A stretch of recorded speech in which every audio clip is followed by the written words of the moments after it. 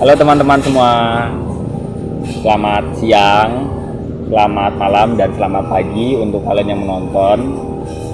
Kelompok kami akan menjelaskan tentang critical thinking. Critical thinking mengenai perang Rusia dan Ukraina. Sebelum kita masuk ke materinya, kita harus mengetahui dulu apa itu critical thinking.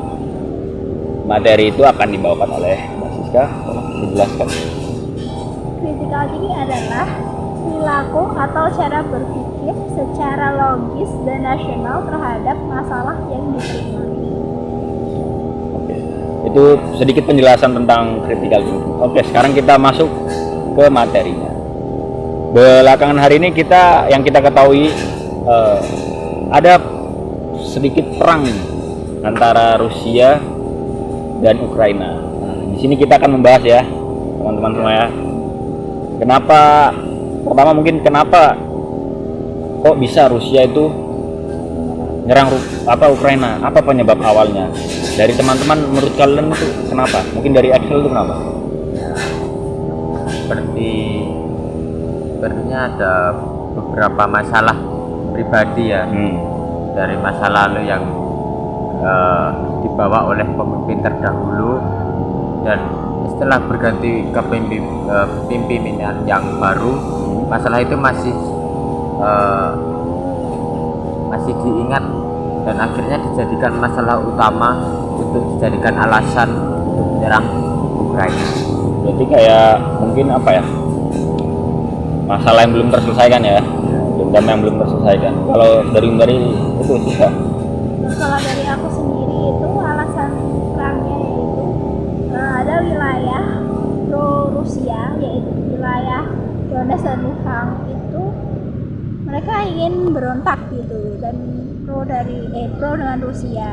Jadi Rusia ini ingin melindungi wilayah tersebut. Jadi Ukraina juga nggak terima kalau Rusia atau negara lain ingin ikut campur dalam masalah negaranya. Kalau untuk Mas Yuda, Kalau untuk alasan perang tersebut, menurut saya itu adalah kejayaan masa lalu. kejayaan masalah. Kejayaan masa lalu, di mana dulu wilayah Ukraina adalah wilayah bagian dari Uni Soviet. Uni Soviet, benar. Uni Soviet runtuh pada tahun 90, kalau nggak salah ya. Ya kita itulah. Runtuh dan Rusia memecahkan diri, dan Ukraina juga memecahkan diri. Sekarang Ukraina pro dengan blok barat, dan itu berselisih paham dengan Rusia. Dan Rusia menganut masih secara gampangnya masih terbawa oleh kejayaan masa lalu. Dan itu sangat bertentangan. Bertolak belakang ya antara alasan perang tersebut, karena yaitu Rusia ingin mengembalikan kejayaannya pada masa lalu, dan Ukraina tersebut tidak menerimanya. Tidak setuju gitu, menolak lah gitu ya. Walaupun dulu Ukraina mungkin bagian dari Uni Soviet, cuman kalau untuk sekarang balik lagi mereka nggak mau ya. Terus untuk Mbak Lian, apa nih? Ya, karena menurut saya itu terjadi gerakan separatisme di tahun 2013, di mana Presiden Ukraina menandatangani kesepakatan ekonomi dengan Uni Eropa. Berarti hampir sama kayak anunya Yuda gitu ya, ngikut ke blok Uni Eropa gitu ya. Nah, itu yang ditakutkan oleh Rusia, takutnya ada kayak pemberontakan gitu ya. Nah, kalau dari aku sendiri sih, mungkin dari beberapa berita yang ku dapat, dengar dan yang ku baca itu karena Rusia takut kalau Ukraina ini nanti ditunggangi oleh NATO, dipersenjatai oleh NATO, terus membangkang gitu, istilahnya memberontak ke Rusia. Jatuhkan Rusia. Ya itu takutnya ya itu karena ada pihak ketiga yang ikut campur, karena ya itu pihak Luar ketiga, negara yang luar negara yang ikut campur gitu kan, itu yang ditakuti oleh Rusia, yang dihindarkan oleh Rusia itu. Sebelumnya Mas Pandu Nah, bisa menjelaskan NATO itu apa? Organisasi apa NATO? kalau NATO itu apa ya? Yang jelas menurutku itu NATO itu dari Amerika Serikat ya kalau nggak salah ya. Ya, Amerika Serikat. Cuman kalau bagian negara-negara Eropa ya. Terus mungkin ada yang tahu bergerak di bidang apa? Mohon maaf aku juga kurang tahu sebelumnya. Cuman yang gue dengar-dengar berita itu NATO. Ada yang tahu? Apa tuh? Kalau Setauku itu kumpulan negara-negara barat seperti Eropa, termasuk Amerika. termasuk Amerika. Berarti ya kayak organisasi besar, Organisasi militer lah. organisasi. Setauku, tapi ya belum pasti. Ya mungkin yang lain. Ya mungkin kalau dari berita, nggak tahu ya. Ya mungkin nanti kita bisa nyari lah ya. cuma ya itu paling menurutku ya si Ukraina pengen masuk ke NATO. Nah, terus Jadi Rusia takut kalau misal si Ukraina udah masuk NATO, mesti kan negara-negara barat itu bantu Ukraina buat nyerang Rusia. Ya, itu. Gitu. itu yang dari yang berita yang gue dengar ya gitu. Terus kalau dari dampaknya yang kita rasakan apa sih dari perang, akibat perang ini? Kalau menurut kalian? Dampak mungkin minyak naik, harga pangan juga naik. Biar pangan. Oh iya benar. BBM naik. Terus BBM. makanan juga naik. Ekspor menurun.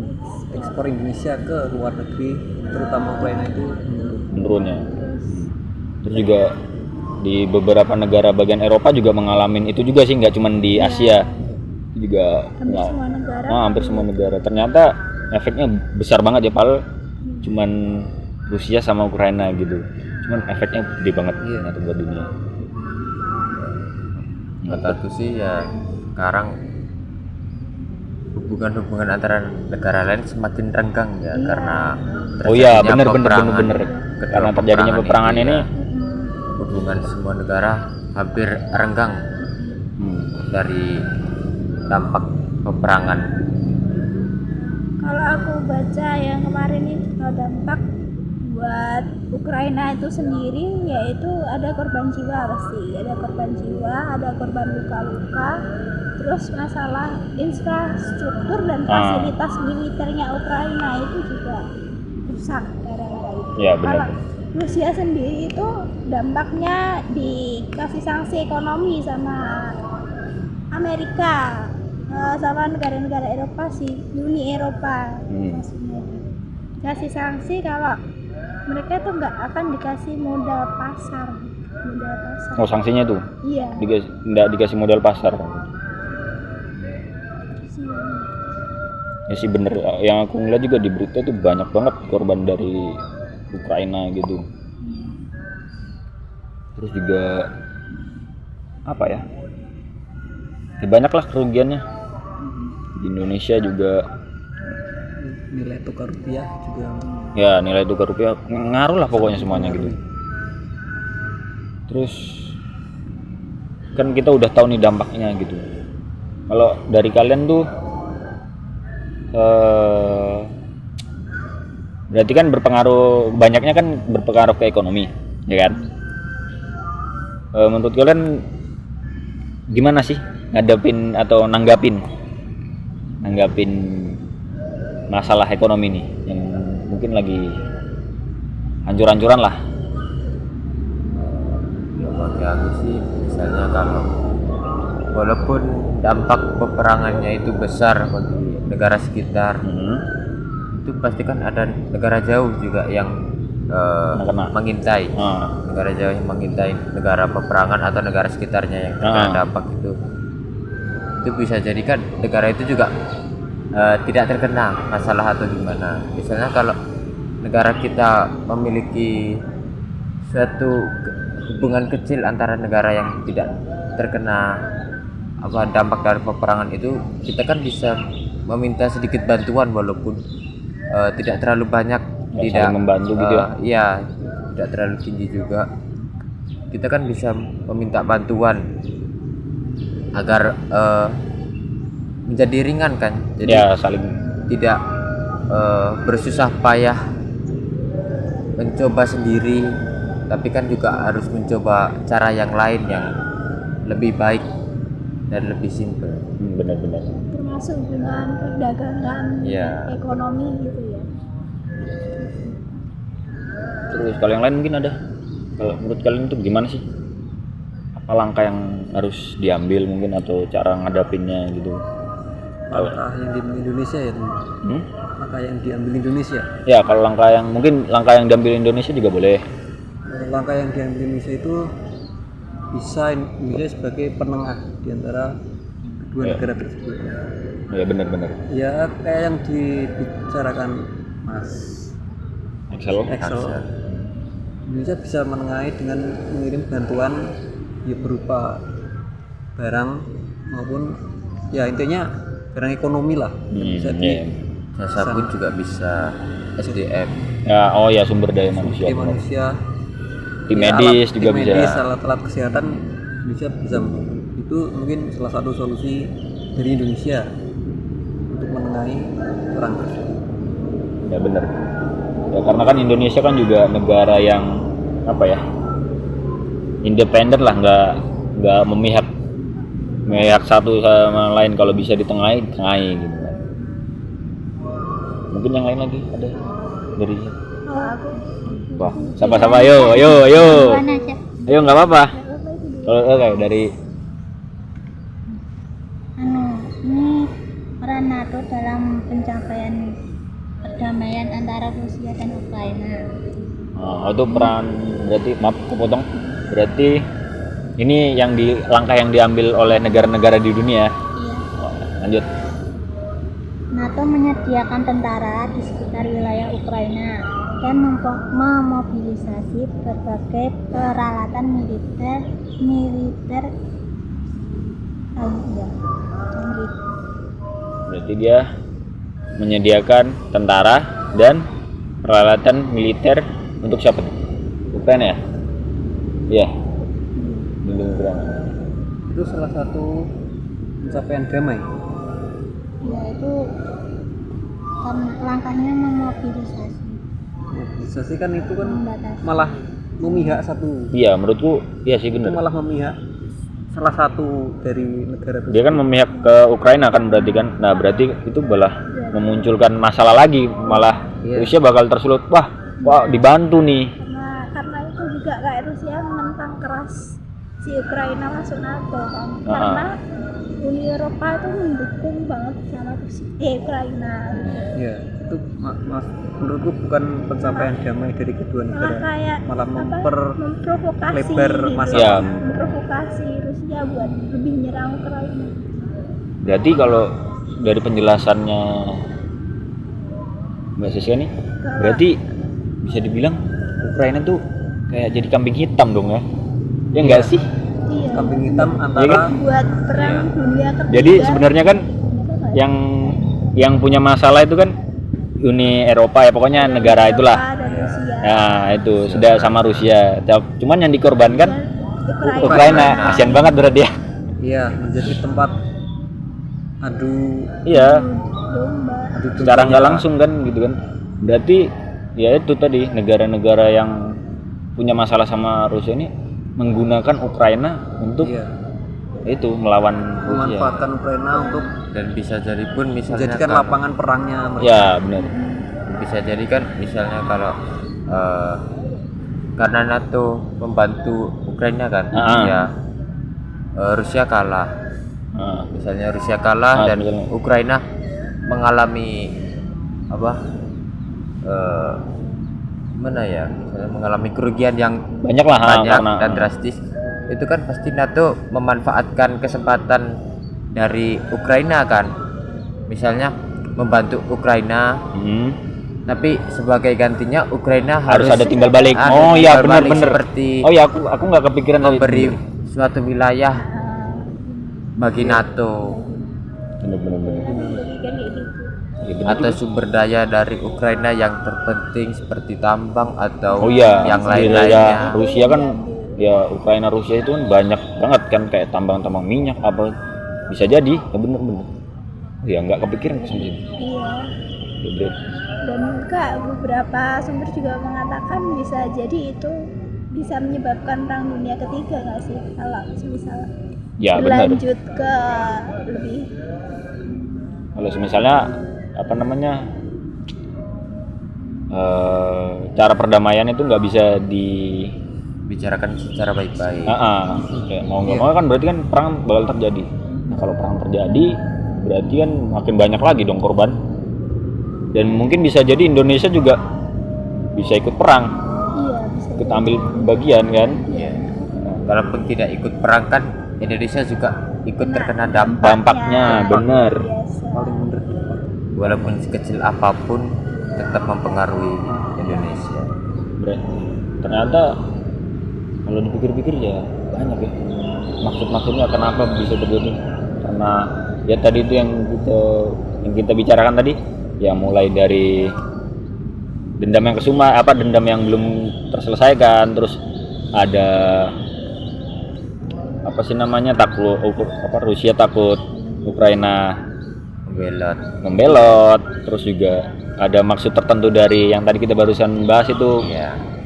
Ada maksud tertentu dari pihak Uni Eropa dan ya sekitarnya itu untuk lawan Rusia dengan mempergunakan Ukraina, Menggunakan kambing hitam. ya mengkambing hitamkan Ukraina. Bener. Udah mungkin terus ada lagi mungkin apa mau nambahin apa? Banyak Kalau apa? yang Silakan. kemarin toh, Hah? yang kuliah dari YouTube dari pembicaranya Hikmahanto Juwana, itu guru besar hukum internasional UI ya. Hah? Jadi ya, dia tuh kayak menyarankan atau memberikan tawaran sama Menteri Luar Negeri Retno Marsudi. Retno Marsudi itu Menteri Luar Negeri Indonesia. iya, Retno Marsudi di KTT G20 menyampaikan sama negara-negara yang bagian KTT G20. KTT G20. Itu kan memberi pemahaman kepada negara-negara pro Amerika bahwa Rusia meminta jaminan bahwa NATO tidak melakukan ekspansi ke timur. Yang kedua, meminta negara-negara Eropa membuat jaminan tertulis bahwa mereka tidak akan menerima Ukraina sebagai negara bagian dari NATO. Terus bertemu dengan Rusia dan meminta Rusia untuk melakukan gencatan senjata. Terus yang terakhir, mendatangi Ukraina untuk membujuk Zelensky untuk lebih mementingkan rakyatnya dan tidak memprovokasi Rusia. Itu Iya.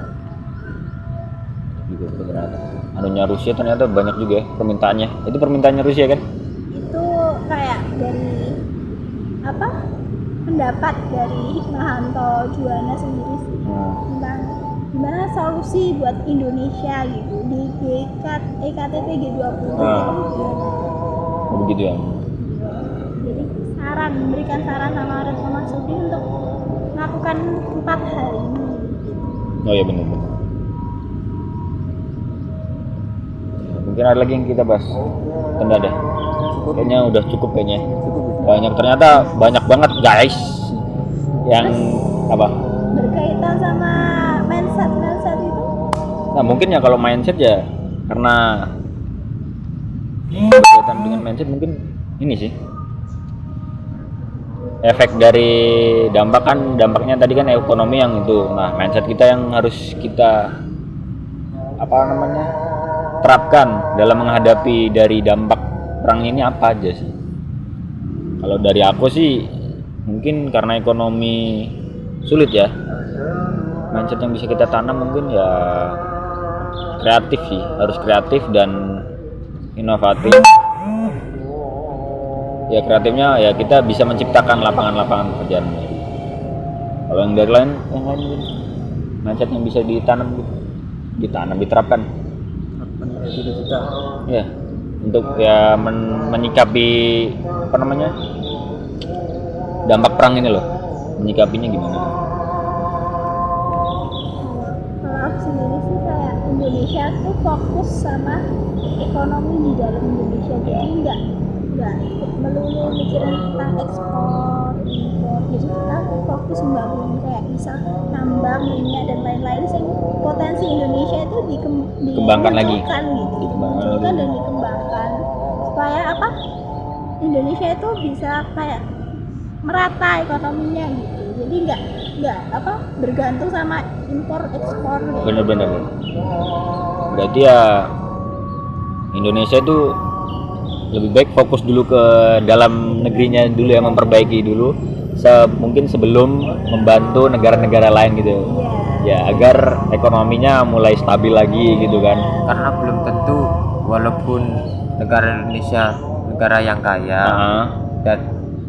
dan dalam keadaan sekarang kan Indonesia belum stabil, walaupun kita masih bisa sedikit membantu negara lain, belum tentu negara lain itu bisa membalas budi. Betul. Betul. Kalau dari yang itu apa Mbak Lia mungkin apa mindsetnya mungkin yang kira-kira apa menyikapi tanggapan?